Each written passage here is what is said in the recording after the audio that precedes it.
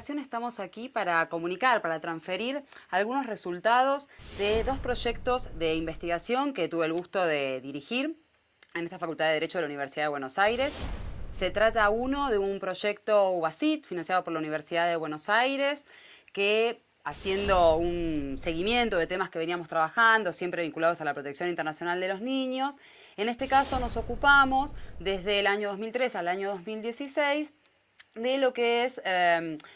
ciertas bases jurídicas, o tratar de buscar, de encontrar ciertas bases jurídicas sobre el reconocimiento extraterritorial de la filiación internacional, pero no en general, sino puntualmente de aquella derivada de técnicas de reproducción humana asistida. Y nos detuvimos principalmente en un caso paradigmático, el más complejo, el más delicado, por lo menos en la actualidad, que es el de la gestación por sustitución o también mal llamada maternidad subrogada o alquiler de vientres, nombres que comúnmente se manejan incluso en los medios periodísticos. Y por otro lado, también entre el año 2015 y 2016 nos abocamos a otro proyecto, en este caso un proyecto de interés institucional promovido por la Facultad de Derecho sobre nuevos paradigmas del derecho internacional privado a la luz del Código Civil y Comercial de la Nación.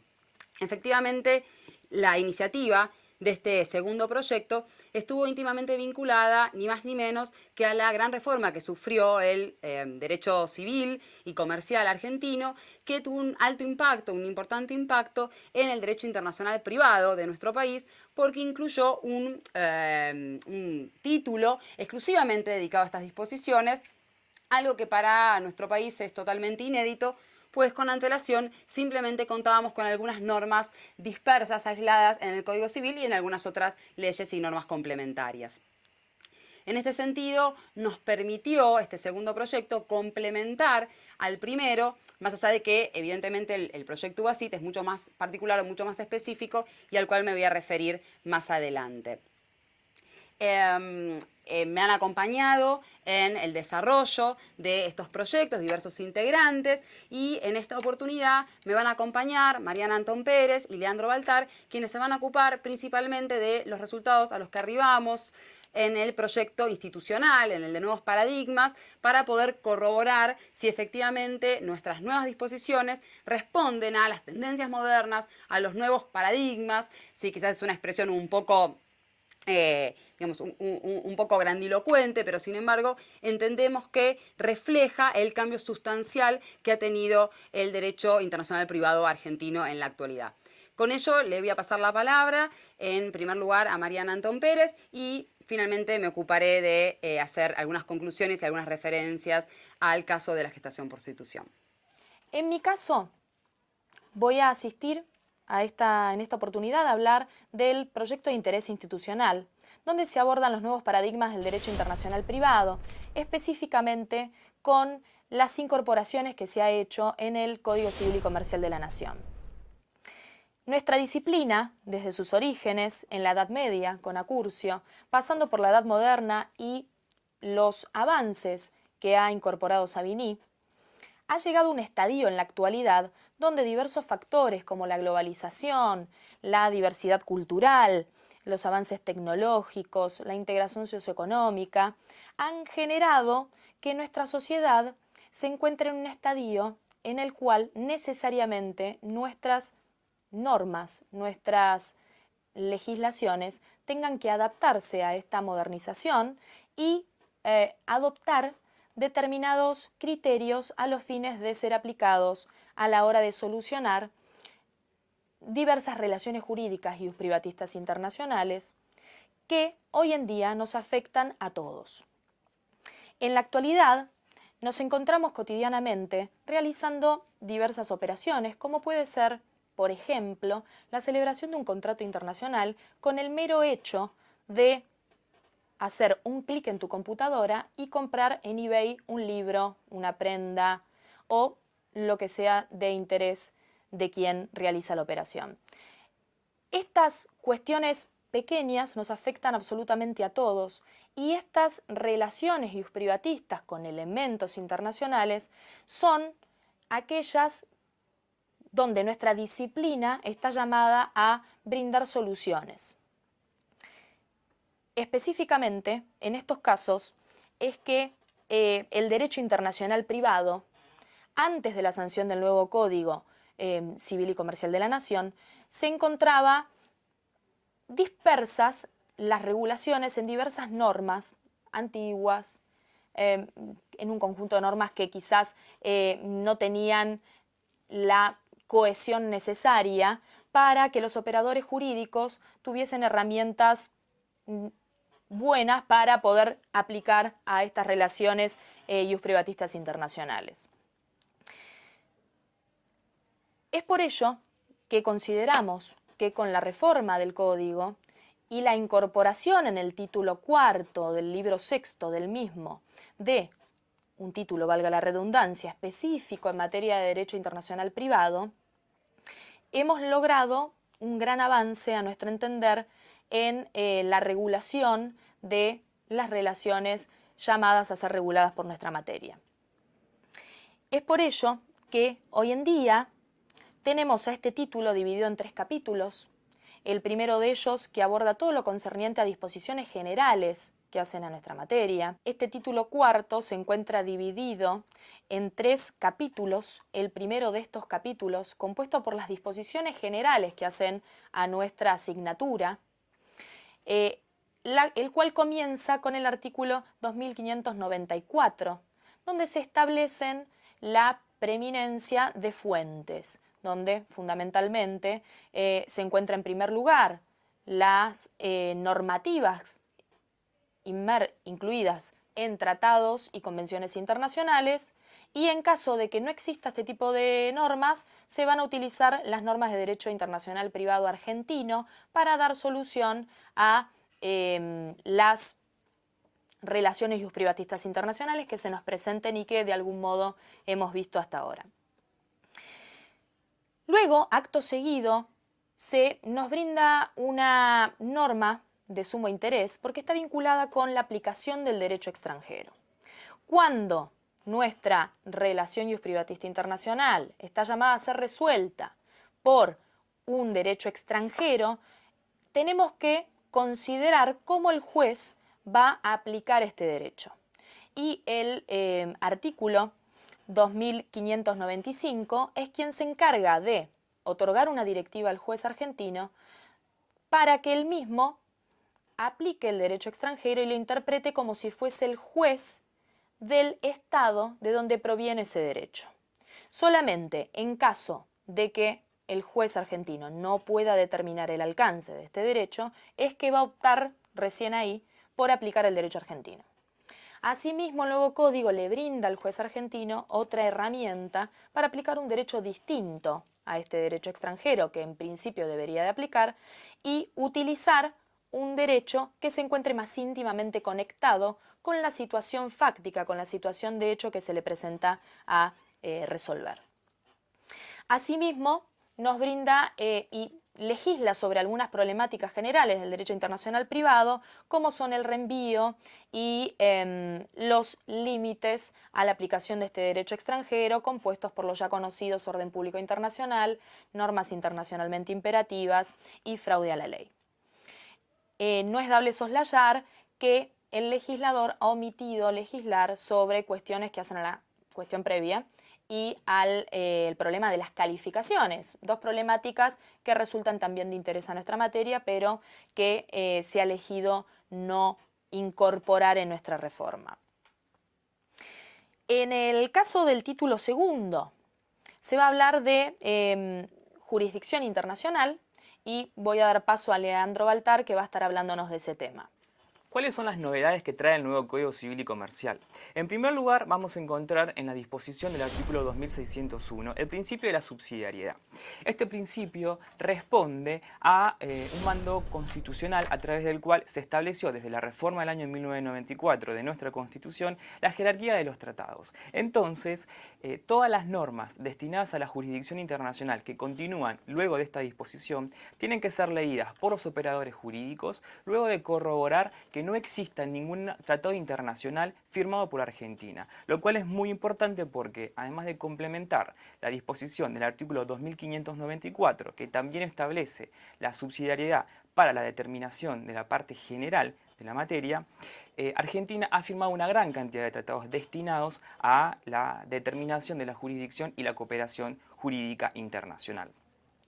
Sumado a esto, establece también la subsidiariedad cuando se da el supuesto del acuerdo de elección de foro. Esto, que se ha denominado desde el punto de vista doctrinario como prórroga de jurisdicción, viene a resolver uno de los grandes problemas que se sostenían con la vigencia del Código hoy derogado. Ya no hay confusión al respecto, nuestra nueva legislación admite la posibilidad de que los individuos celebren acuerdos de elección de foro bajo las condiciones y las herramientas que nuestra legislación de hoy brinda para que estas cláusulas sean válidas y tengan operatividad. Otra de las novedades que vamos a encontrar es la disposición del artículo 2610, en donde se establece el principio de la igualdad. Este principio, que también responde a las garantías constitucionales, establece que toda persona domiciliada o residente en el extranjero pueda acceder y hacer valer sus derechos e intereses en Argentina sin que se establezca ningún tipo de diferencia o exigencia. Es por ello que la disposición establece la prohibición de la exigencia de algún tipo de caución o de la exigencia de algún tipo de arraigo. Esta normativa entra en colisión con varias disposiciones establecidas en los códigos de procedimiento de diversas provincias. Con lo cual habrá que esperar, como viene hoy en día nuestra jurisprudencia, resolviendo cuál de ellas va a prevalecer. Sumado a esto, en el artículo 2609 se establece la regulación de una cuestión bastante delicada, que es la jurisdicción exclusiva. La jurisdicción exclusiva es siempre una jurisdicción única, pero en estos supuestos el legislador decidió, por cuestiones de diversa índole, como por ejemplo la búsqueda de una seguridad jurídica o intereses por parte del Estado, reservar a las autoridades judiciales argentinas la competencia en ciertos asuntos. Esta jurisdicción exclusiva tiene una doble mirada. En primer lugar, solo van a poder entender en esos supuestos los jueces argentinos y van a ser los 3 supuestos indicados en la norma. Y al mismo tiempo es una norma que sirve para medir la jurisdicción indirecta, es decir, todo procedimiento llevado ante una autoridad judicial extranjera, invadiendo la jurisdicción exclusiva argentina, no va a sufrir efectos en nuestro país por no superar lo que se llama el control de competencia internacional. Y por último, en el artículo 2602 se incorpora un principio llamado foro de necesidad, que ya fuera reconocido por nuestro máximo tribunal en el año 1960 en el antecedente jurisprudencial Blasov. Esto tiene que ser visto desde un punto de vista excepcional, debido a que a través del foro de necesidad los jueces argentinos podrán declararse competentes cuando en realidad las normas no le dan competencia, siempre que lo que se busque es evitar una denegación de justicia, nuevamente respetando un derecho constitucional. Pero los desafíos que el derecho internacional privado tuvo que enfrentar ante un mundo globalizado e hiperconectado no terminaron acá. La regulación de la cooperación jurídica internacional es otra de las novedades que se introdujeron con el Código Civil y Comercial de la Nación. Ciertamente, el título bajo el cual se llama jurisdicción internacional, que regula toda la parte general, es incompleto, porque además de toda la normativa que hemos visto, se incorporan también normas destinadas a la cooperación. Sumado a esto, debemos aclarar que la terminología que nosotros consideramos adecuada es cooperación jurídica y no cooperación judicial y procesal, para no acotar el ámbito de aplicación de esta materia. La necesidad de regular la cooperación jurídica internacional es una consecuencia del aumento que se dio a lo largo del tiempo de la cantidad de litigios que tienen como fuente las relaciones jurídicas con elementos internacionales. ¿Pero qué es la cooperación jurídica internacional? Hablamos de la asistencia que se da entre autoridades jurisdiccionales de diversos estados, a través de las cuales se solicita a una suerte de medidas en búsqueda de lograr que los procedimientos iniciados lleguen a buen puerto. Nuestro Código Civil y Comercial contiene su primera norma en el artículo 2611, en donde establece que las autoridades judiciales deben estar a favor de la cooperación e impone la obligación de una amplia cooperación en materias civiles, comerciales y laborales. Esta norma hay que hacerle 2 aclaraciones. En primer lugar, establece nuevamente una subsidiariedad con la misma doctrina que hemos visto sobre la jerarquía de los tratados. Siempre que no haya ningún tipo de tratado internacional firmado por Argentina, habrá que analizar esta norma y los siguientes principios. Y en segundo lugar, la norma puntualmente menciona autoridades judiciales argentinas, pero se ha entendido que debe ser extensivo a toda autoridad para no desvirtualizar la finalidad propia de la norma. Planteado el principio general de la amplia cooperación, establece en el artículo siguiente, en el 2612, los mecanismos para diligenciar estos procedimientos de cooperación. Y así introduce el ya conocido exhorto, o también llamado en el derecho comparado como cartas rogatorias. Y en segundo lugar, trae una novedad que, si bien ya estaba plasmada en las fuentes convencional, no se contenía antes en la fuente interna, que es la comunicación directa entre los jueces, permitiendo de esta manera lograr una mayor celeridad y una mayor simplificación de los procesos. No podemos dejar de mencionar la distinción que ha hecho la doctrina en cuanto a los distintos niveles de cooperación. Pertenecer a un u otro nivel va a depender de diversos factores, como por ejemplo la coerción que se solicita al Estado requerido, como también la perdurabilidad del tiempo de la medida solicitada. Dentro del primer grado o primer nivel ubicamos dos escalones. El primero de los escalones se habla de solicitudes de mero trámite, como citaciones, emplazamientos o notificaciones. Y en el segundo escalón hablamos de un supuesto en donde ya hay una mayor coerción, una mayor perdurabilidad en el tiempo, y es lo que se habla o se ubica, mejor dicho, dentro de este aspecto, los pedidos de pruebas a llevarse en el extranjero. En el segundo párrafo del artículo 2612 regula la cooperación de primer grado, estableciéndose la obligación de estar a favor de la cooperación, pero con un límite. Siempre que este pedido vulnere los principios fundamentales del juez requerido, es decir, del juez argentino, podrá descartarse esta cooperación basándose en el famoso orden público internacional. En el segundo grado ubicamos ya lo que se llama la asistencia cautelar internacional. Teniendo en cuenta la naturaleza y la finalidad de las medidas cautelares, tienen un tratamiento separado y las ubicamos dentro de este nivel. Contenemos hoy en día una norma en el artículo 2603, novedosa, ya que en el código derogado no encontrábamos ningún tipo de norma de semejante estilo. Esta norma determina en qué casos el juez argentino va a favorecer el dictado de una medida cautelar solicitada por una autoridad judicial extranjera e incorpora en su parte final un principio llamado autonomía del acto, debido a que el reconocimiento de la medida cautelar no implica un posterior reconocimiento de sentencia, porque el procedimiento es completamente distinto.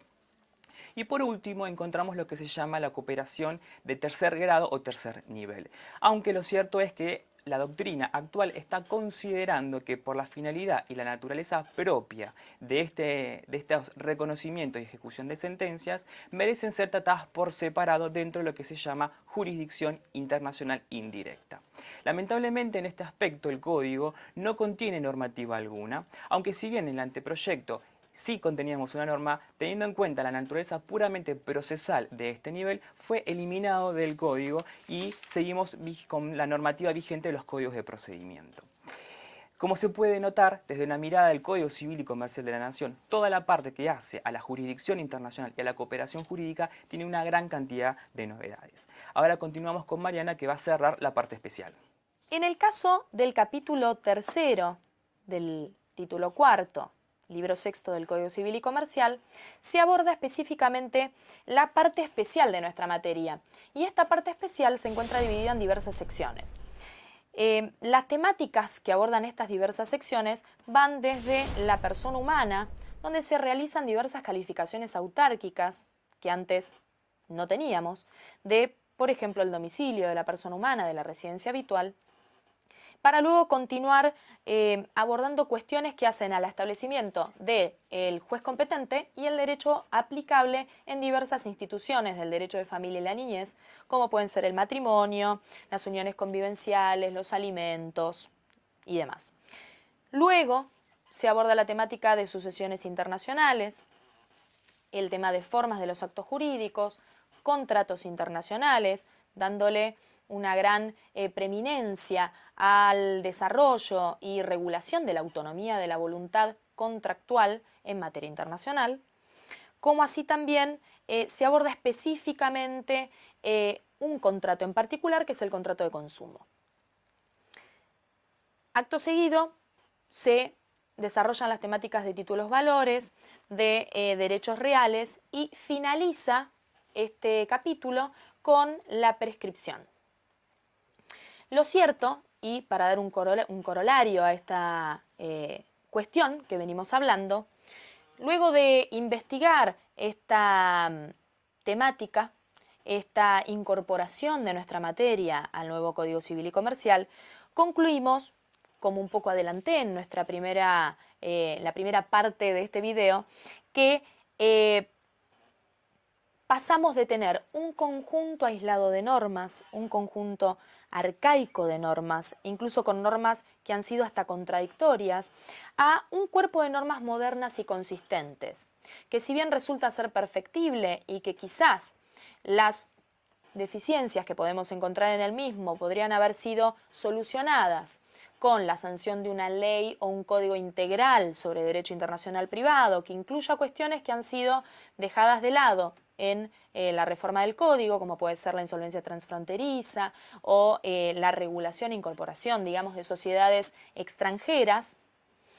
Sin perjuicio de ello, lo cierto es que concluimos que en líneas generales la reforma e inclusión del título cuarto recoge modernas tendencias en la disciplina y responde a los nuevos paradigmas del derecho internacional privado.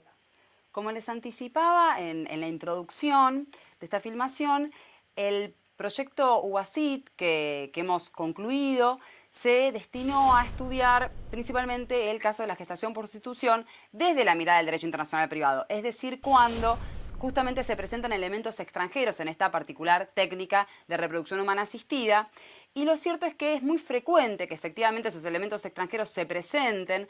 porque la dificultad que se da es que las legislaciones en esta materia son muy diversas. Tenemos legislaciones absolutamente permisivas, que son escasas, pero las hay, como la de Rusia, la de Ucrania, en su momento también la de la India, la de ciertos estados de Estados Unidos, como por ejemplo California. Otros estados, en cambio, absolutamente prohíben esta práctica. Incluso para algunos directamente en el ámbito penal, contienen prohibiciones y sanciones en el ámbito penal, mientras que otros ordenamientos jurídicos guardan silencio, tienen un vacío normativo y en definitiva, si bien todo lo que no está prohibido se supone permitido, obviamente esas lagunas crean ciertas incertezas y dan lugar, motivan a que las personas que siempre tendemos a buscar seguridad jurídica se trasladen hacia otros países que sí las brindan, sí tienen una legislación y sí permiten esta práctica. Lo cierto es que puntualmente en el caso de la República Argentina nos encontramos con distintas etapas y situaciones. Cuando nosotros empezamos a transitar este proyecto de investigación, en realidad no había legislación ni desde el derecho internacional privado sobre filiación internacional y mucho menos sobre técnicas de reproducción humana asistida, ni tampoco ese tipo de disposiciones estaban contenidas en el ámbito interno en normas del Código Civil. Y mucho menos, por supuesto, esta práctica puntual de la gestación por sustitución. Sin embargo, en el 2012 se había dado a luz el anteproyecto de el que hoy es Código Civil y Comercial de la Nación, y en ese anteproyecto que, dado que es del 2002 y nuestro proyecto empieza en el 2013, efectivamente nosotros teníamos conocimiento y sabíamos que, por una parte, iba a contener, y de hecho contiene, normas sobre filiación internacional y un artículo puntual, que es el 2634, que daría algún tipo de solución para el reconocimiento de estas filiaciones obtenidas a través de esta práctica en el extranjero. Y por otro lado, en su momento, lo que era el proyectado artículo 562, además admitía la gestación por sustitución, y con ese nombre, en el derecho argentino. Por supuesto, con diversos tipos de condiciones y limitaciones, y entre ellas, vale solamente mencionar, la necesaria intervención judicial previa. Sin embargo, y aun cuando la regulación era bastante condicionada y bastante limitativa, ¿sí?, de todos modos no obtuvo el acuerdo del Congreso, y en ese sentido, cuando se aprueba finalmente el proyecto y que hoy tenemos como Código Civil y Comercial de la Nación, ese artículo 562 queda totalmente eliminado en lo que era su contenido original, ¿sí? Y el artículo permanece, pero con una máxima que todos ya conocíamos desde antes y que es opuesta, digamos que evidentemente condiciona y mucho a la gestación por sustitución, porque ni más ni menos que es aquella máxima que todos reconocemos sobre que la madre siempre es cierta y que por ende siempre es la que da luz. Y en ese sentido esto evidentemente va en absoluto sentido contrario con la gestación por sustitución, en donde la gestante nunca va a ser considerada la madre, y sino que la madre intencional, ¿sí? La llamada comitente, que pudo o no haber aportado su material genético, es la que será considerada como tal, la que será considerada madre. En este sentido, evidentemente nos encontramos, ya transitando el proyecto UASIT, con que se aprueba el código, pero sin esta disposición, y queda el vacío, porque tampoco se obtuvo ni se incluyó ningún tipo de prohibición.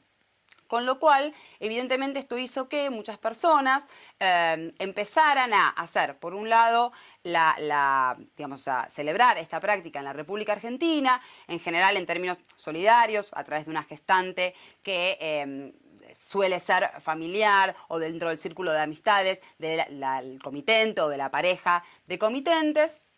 Y por otro lado, cuando esta posibilidad no se da y cuando existen los recursos económicos, muchos han acudido al extranjero, a estos países que sí lo permiten, dando lugar a algo que peyorativamente se ha dado en llamar el turismo procreativo o reproductivo, ¿sí? Porque se trasladan al extranjero al solo efecto de poder realizar una práctica que en esos respectivos países está permitida. Luego, en este segundo supuesto, digamos, cuando las posibilidades están de trasladarse al extranjero y llevar a cabo la práctica, lo cierto es que las más de las veces es obtenida en términos onerosos, a través de un tipo de acuerdo, donde intervienen incluso agencias intermediarias las más de las veces, y luego vienen los problemas. ¿Cuáles son los problemas concretos? No los únicos, pero de los que se han suscitado, por lo menos en nuestro país. Bueno, por un lado, aquellos que se suscitan antes de que, o sea, una vez nacido el niño, pero antes de que el niño sea trasladado a la Argentina, donde va a tener su residencia habitual, junto con los padres intencionales. Y por otro lado, los problemas que se dan después, cuando ya el niño ha sido trasladado, ya se encuentra en este nuevo centro de vida que va a tener, que es la Argentina básicamente, y ahí se dan otra serie de inconvenientes. Los primeros muchas veces tienen que ver con la posibilidad justamente de obtener los documentos de viaje necesarios para salir del país, por ejemplo de la India, por ejemplo de Ucrania, del país de que se trate. Lo cierto es que para poder obtener estos documentos vamos a tener que tener previamente una nacionalidad. Y esto va a depender del país de que se trate, de donde se realizó la práctica, porque en algunos casos, como por ejemplo esto se daba particularmente en la India, lo cierto es que la nacionalidad se transmite a través de la nacionalidad de la madre, ¿sí? A través de lo que se conoce como el ius sanguinis, y como la gestante, que normalmente es de nacionalidad india, no es considerada madre, y en cambio la madre intencional, que sí es considerada tal, procede de otro país, no se obtiene la nacionalidad y, en tanto y en cuanto entendamos que la práctica está prohibida o al menos que no está permitida y regulada en la Argentina, el problema pasa por justamente obtener esa nacionalidad para poder obtener los documentos de viaje. Por supuesto que esto es mucho más dificultoso en relación a países de origen de comitentes, de padres intencionales, que proceden de estados que prohíben legislativamente la práctica, como por ejemplo España, Francia, en donde la cuestión se ha complicado mucho más e incluso ha llegado a diversos fallos del Tribunal de Estrasburgo en materia de derechos humanos. En el caso de la Argentina, y dado que esa prohibición no está expresamente, sino que simplemente no hay regulación, al menos hasta ahora, porque sí hay proyectos, es más sencillo, pero de todas maneras no deja de traer inconvenientes y los ha traído en donde efectivamente ha habido dificultades iniciales que luego por suerte han podido ser superadas. Luego, las otras dificultades que se dan es, digamos, aún habiendo obtenido la nacionalidad y haber podido trasladarse al extranjero, o cuando en todo caso esto no se manifiesta como un problema y regresan a la Argentina, o sea, el niño viene a residir a la Argentina con sus padres intencionales, que es donde aquí tienen su centro de vida, lo que sucede es distintas dificultades para poder inscribir a ese niño como tal y obviamente a todos los derechos que se van a derivar de esa filiación, todo lo que ya va a tener que ver evidentemente con la responsabilidad parental. Y aquí hemos tenido varios fallos, varios casos en donde se han tenido que judicializar porque el registro civil no inscribe a este tipo de niños porque encuentra que está este obstáculo, que han nacido en el extranjero a través de estas prácticas de gestación por sustitución, que no están reguladas en el país, máxime que la eventual regulación que hubiéramos tenido, que incluso podemos llegar a tener, es en términos solidarios, en términos gratuitos, y normalmente cuando se acude al extranjero en concreto, en cambio existe un acuerdo de tipo oneroso. Esto ha llevado a justamente judicializar los casos y por suerte en todos los que se han dado, en casos tanto de matrimonios o parejas, tanto heterosexuales como homosexuales, se ha dado que en todos nuestros jueces han fallado a favor de la filiación. Y para ir culminando, me parece importante destacar que si bien en el plano de derecho interno, lo cierto es que este artículo 562 es un óbice, es un obstáculo en alguna medida todavía para el reconocimiento de estas filiaciones que se dan en nuestro país y que incluso han llevado, en algunos supuestos, a la declaración de inconstitucionalidad de ese artículo para poder reconocer a niños nacidos a través de gestaciones por sustitución locales que se han llevado a cabo en la Argentina. Sabemos que la declaración de inconstitucionalidad es la última ratio, es el último recurso, entonces, sobre todo siendo que son normas nuevas, hacer esa declaración es realmente una decisión, digamos, muy importante, muy fuerte y sin embargo se ha tenido que hacer. En cambio, si bien ese es el panorama a nivel interno, a nivel internacional contamos con el artículo que les mencionaba con antelación como proyecto, pero que ahora es ley, que es el 2634, que es una norma de reconocimiento que efectivamente establece un deber para nuestras autoridades para el reconocimiento extraterritorial de toda filiación que se hubiera obtenido en el extranjero, incluso aquellas que se hubieran obtenido a través de técnicas de reproducción humana asistida. No se refiere específicamente a la gestación por sustitución, pero indudablemente al no excluirla debemos entender que se encuentra incluida y en ese sentido este artículo ha permitido, ya sea en la doctrina, pero sobre todo en la práctica, que tiene que ver más que nada con la jurisprudencia, el reconocimiento sin mayores dificultades de aquellas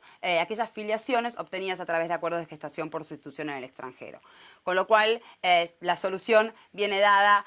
más por el derecho internacional privado en este caso que por el derecho interno por el momento, dado que, como les comentaba, hay varios proyectos de reforma que esperemos que tengan una efectiva sanción, ¿sí? en un tiempo prudencial y próximo, dado que el vacío normativo siempre es, a nuestro modo de ver, la peor solución. Digamos, es mucho mejor, digamos, regularla y establecer límites, y si fuera del legislador la opción de prohibirla, en todo caso, casi que hasta podría llegar a ser mejor que este vacío en el que estamos. Sin embargo, la realidad se impone, estos acuerdos se realizan, con lo cual creo que la solución, por supuesto, con ciertas condiciones, está en su efectiva regulación en el plano interno, en el derecho argentino.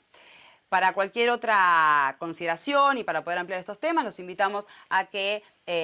vayan al cuadernillo, que tiene varios comentarios de estas disposiciones que hablamos, tanto Mariana, Leandro como yo, y también algunas actividades prácticas que en el caso de aquellos que están interesados en profundizar y en aprender un poquito más sobre estos temas, los invitamos y los convocamos a, como decíamos, el cuadernillo que viene acompañando esta filmación. Muchas gracias.